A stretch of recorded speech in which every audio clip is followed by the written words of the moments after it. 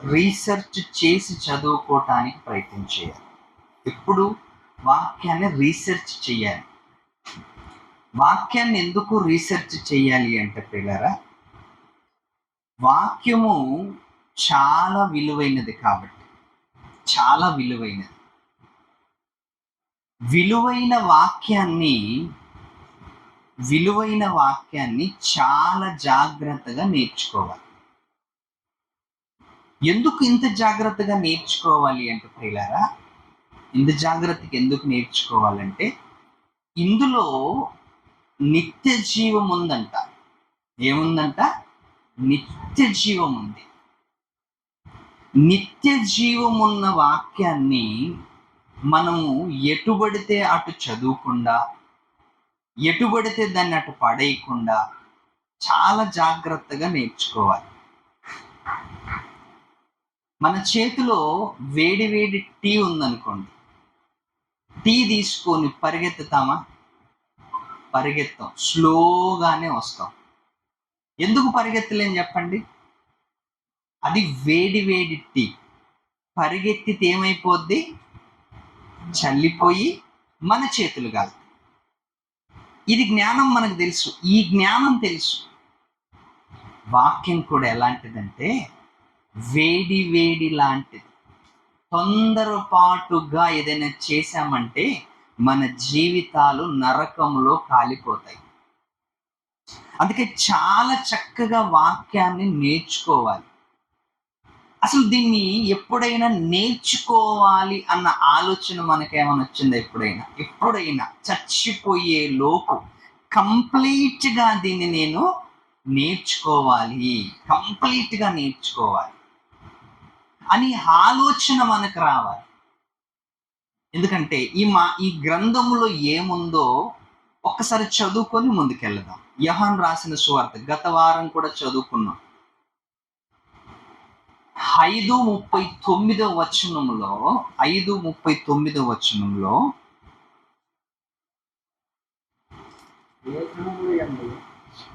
లేఖనముల యందు మీకు నిత్య జీవము కలదని తలంచుచు. లేఖనముల యందు ఏముందంట? నిత్య జీవం ఉందంట. లేఖనాలంటే ఏంటి? ఇదిగో దేవుడు రాయించిన వాక్యాలు. లేఖనాలలో నిత్య జీవం ఉందంటే మరి ఇది ఈ జీవితం ఏంటి ఇంతకి? ఈ జీవం ఏంటి ఇంతకి? లేఖనాలలో దేవుడు ఏం పెట్టాడంట? నిత్య జీవం పెట్టాడంట. మరి ఈ జీవం ఎప్పటిది? ఇది 60-70 సంవత్సరాలు ఉండి వెళ్ళిపోయే జీవితం ఇది. అంతేనా? 60-70 సంవత్సరాలు ఉండి వెళ్ళిపోయే జీవితం. మరి ఈ జీవితాన్ని దేవుడు ఎందుకు ఇచ్చాడు అంటే, ఈ జీవితంతో ఆ జీవితాన్ని సంపాదించుకోవాలి అని ఇచ్చాడు. ఈ జీవితంతో ఆ జీవితాన్ని సంపాదించుకోవాలి అంటే ఈ జీవితము దేవుని కోసము ఏం చేయాలి? ఖర్చు పెట్టాలి. ఈ జీవితము దేవుడి కోసం ఖర్చు పెట్టాలి. ఈ రోజు ఇచ్చాడు దేవుడు.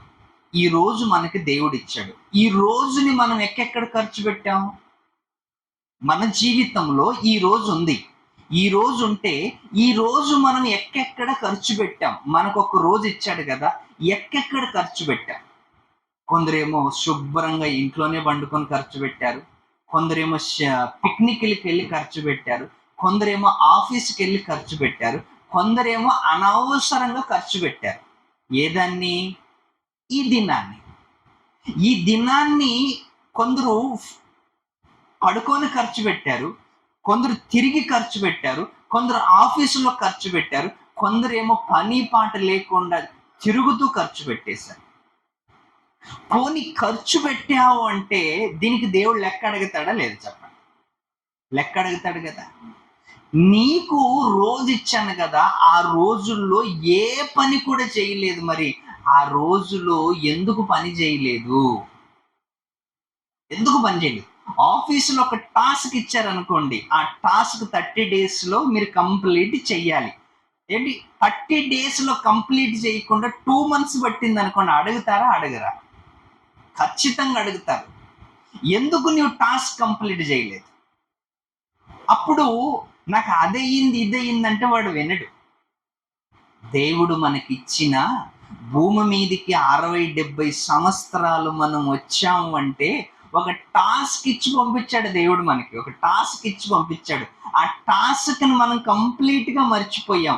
మన టాస్క్ పెట్టుకొని ఉన్నాం, మన గోల్ పెట్టుకొని ఉన్నాం. ఏంటి మన గోల్ పెట్టుకొని ఉన్నాము, దేవుడిచ్చిన టాస్క్ మర్చిపోయాము, దేవుడిచ్చిన కార్యక్రమాలు మర్చిపోయాము. మన కార్యక్రమాలను మనం ముందుకు తెచ్చుకున్నాం. అప్పుడు మన కార్యక్రమాలు ముందుకు తెచ్చుకున్నప్పుడు దేవుని కార్యక్రమాలు ఏమైపోతాయి? వెనక్కి వెళ్ళిపోతాయి. ఏమండి, చక్కగా ఎదుగుతున్నప్పుడు తల్లిదండ్రులు మనలో ఆశలు రేపుతారు, ఆశలు నింపుతారు. ఒరే, నువ్వు డాక్టర్ కావాలరా, నీవు ఇంజనీర్ కావాలరా, నువ్వు అది కావాలరా, ఇది కావాలరా అని అని అని అని అని వాడిని బాగా చదివిస్తారు. వాడు ఏమనుకుంటాడు? ఇంక సేవా గీవ ఏముండదు వాడికి. ఇంకా వాడి గురి ఒక్కటే గురి, నేను ఏమైనా అవ్వాలి. ఏమవ్వాలి? చిన్నప్పటి నుంచి అమ్మ నాన్న ఏం నేర్పింటారు వాడికి? నీవు డాక్టర్ కావాలి, నీవు ఇంజనీర్ కావాలి, నీవు కలెక్టర్ కావాలి, నీవు అది కావాలి, ఇది కావాలని నేర్పింటారు. వాడు పెద్దగా అయిన తర్వాత కూడా అదే గురితోనే ముందుకెళ్తుంటాడు. అలా వెళుతూ ఏదో ఒక జాబ్ దొరికింది అనుకోండి. చక్కగా జాబ్ దొరికిన తర్వాత మంచి జాబ్ దొరికిందని ఊరుకుంటాడా?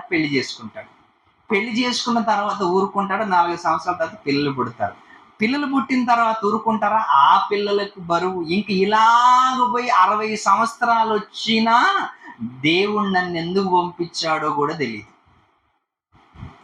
60 సంవత్సరాలు వచ్చినా దేవుడు నన్ను ఎందుకు పంపించాడో తెలియకుండానే చచ్చిపోతాడు, దేవుడి చేతిలోకి వెళ్ళిపోతాడు. అప్పుడు దేవుడు అడిగే ప్రశ్నలు ఎలా ఉంటాయంటే, ఏంటి ఆ ప్రశ్నలు అడిగితే దేవుడు అడుగుతుంటే మనకి జవాబు కూడా చెప్పలేం ప్రియులారా.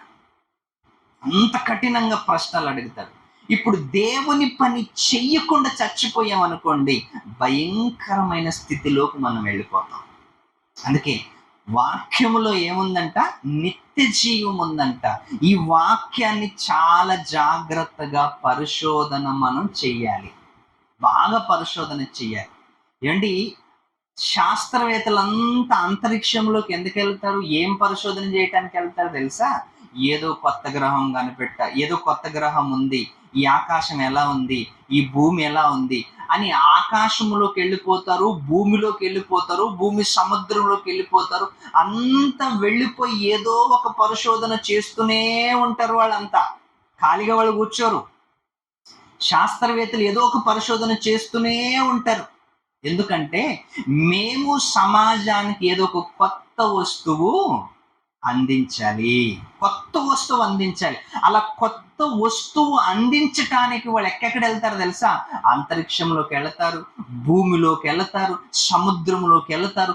ఏదైనా ఎప్పుడు ఎవరు చూడండి ఏదైనా వస్తువు దొరికింది అనుకోండి, తీసుకొచ్చి పేపర్లలోను టీవీలోను, ఇదిగో పసిఫిక్ మహాసముద్రంలో ఒక తెల్ల చేప దొరికింది అని టీవీలో వేసేస్తారు. అంటే వాడు 10 సంవత్సరాల కష్టపడి తెల్ల చేప దొరికింది అంటాడు అంతే.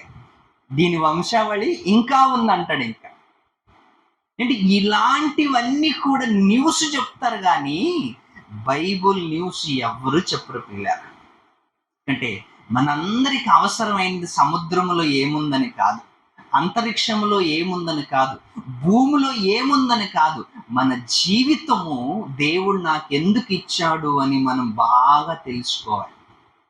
ఈ జీవితం నాకు ఎందుకు ఇచ్చాడు, అసలు నాకే ఎందుకు ఇచ్చాడు, దీని ద్వారా నేను ఏం చెయ్యాలి అని చాలా విషయాలు మనం నేర్చుకోవాలి. ఎందుకంటే ఆల్రెడీ మనకందరికి సగం వయసు అయిపోయింది, ఇంకా సగం వయసు ఉంది. ఈ సగం వయసులో కూడా దేవుని గురించి తెలుసుకోకుండా చచ్చిపోయామనుకోండి, భయంకరమైన ఆరని అగ్నిగుండం సిద్ధంగా ఉందంట. ఎందుకోసం తెలుసా? దేవునిని నమ్మని వాళ్ళని, దేవుని కోసం బ్రతకని వారి కోసం ఆ అగ్నిగుండం సిద్ధంగా ఉందంట. అందుకే అగ్నిగుండము నుంచి మనల్ని అందరినీ తప్పించటానికే యేసుక్రీస్తు వారు ఈ లోకానికి వచ్చాడు. యేసుక్రీస్తు పని పాట లేక రాలేదు, పని పెట్టుకొని వచ్చాడు ఇక్కడికి. యేసుక్రీస్తు ఊరికే రాలేదు ఇక్కడికి. యేసుక్రీస్తు ఏదో టైం పాస్ చేద్దామని భూలోకానికి రాలేదు. యేసుక్రీస్తు వచ్చాడు అంటే ఒక పని పెట్టుకొని వచ్చాడు. ఆ పని ఏంటో తెలుసా? మనలందరినీ పరలోకానికి నడిపించటానికి. మోషే ఐగుప్తు నుంచి జనాలను ఎక్కడ నడిపించాడు? కానానికి నడిపించాడు. అవునా? మోషే ఐగుప్తు నుంచి జనాలను కానానికి నడిపించాడు. యేసుక్రీస్తు భూలోకం నుంచి జనాలను ఎక్కడ నడిపిస్తున్నాడు? పరలోకానికి నడిపిస్తున్నాడు. ఆయన నడిపిస్తున్నాడు కాబట్టి మనం అందరూ పరలోకానికి వెళ్ళాలి. పరలోకాన్ని మిస్ చేసుకున్నాం అనుకోండి, ఇంక అయిపోయింది ప్రియులారా. పరలోకానికి ఖచ్చితంగా వెళ్ళాలి. పరలోకమే మన గురిగా ఉండాలి. పరలోకమే మన లక్ష్యంగా ఉండాలి. పరలోకానికి నేనే వెళ్ళాలని కసితో బతకాలి. పరలోకాన్ని పోగొట్టుకున్నాం అనుకోండి, ఈ జీవితంలో పరలోకాన్ని పోగొట్టుకున్నాం అనుకోండి, ఈ లోకంలో ఎందుకు పనికిరాం? ఎందుకు పనికిరాం? ఏమిటి, ఎగ్జాములు ఫెయిల్ అయిపోయిన వాడు వచ్చే సంవత్సరాలు అవకాశం ఉంటాయేమో కానీ ఒక్కసారి పరలోకాన్ని మిస్ చేసుకుంటే మళ్ళీ పరలోకానికి వెళ్ళే అవకాశాలేమీ ఉండవు. అందుకే చాలా జాగ్రత్తగా దేవుని గురించి మనం బ్రతకాలి. బైబిల్ను మనం ఏం చేయాలంటే బాగా పరిశోధన చేయాలి. బైబిల్ ఎన్ని పుస్తకాలు ఉన్నాయి?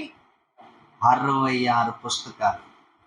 66 పుస్తకాలని ఎంతమంది రాశారో తెలుసా? ఇంచుమించు 42 మంది రాశారు. ఎన్ని సంవత్సరాలు రాశారో తెలుసా? 1600 సంవత్సరాలు పట్టిందంటే ఈ బైబిల్ తీసుకురావడానికి. ఎన్ని సంవత్సరాలు? 1600 సంవత్సరాలు. 42 మందికి 1600 సంవత్సరాలు పట్టింది అంటే ఏమండి, అంతగా ఏముంది ఇందులో అంటే చాలా ఉంది ఇందులో సరుకు. మనం నేర్చుకోవాలి. మనము నేర్చుకుంటే ప్రియులారా, మనకంటే జ్ఞానులు ప్రపంచంలో ఎవరు ఉండరు. నువ్వు జ్ఞాని అవ్వాలి అంటే, నువ్వు మహా గొప్ప శాస్త్రవేత్త కంటే గొప్ప జ్ఞాని అవ్వాలి అంటే, ఇదిగో నీవు వాక్యాన్ని ఖచ్చితంగా చదవాలి. ఏదో హల్లెలూయా స్తోత్రం ఇంటికాడ పడుకున్నాం అనుకోండి, ఇది అర్థం కాదు మనకి. హల్లెలూయా స్తోత్రం దేవా నీవే నాకు బయలుపరచంటే బయలుపరిచి వాక్యాన్ని రాయించాడు. ఇప్పుడు నువ్వేం చేయాలి? చదువుకొని దీన్ని ప్రిపరేషన్ అవ్వాలి. నీవే చదువుకోవాలి. దేవుడు బయలుపరిచాడు. ఇప్పుడు నీవేం చేయాలి? దీనిపైన పట్టు సాధించాలి. నీవే చదువుకోవాలి. నీవే చదువుకొని అర్థం చేసుకోవాలి. అందుకే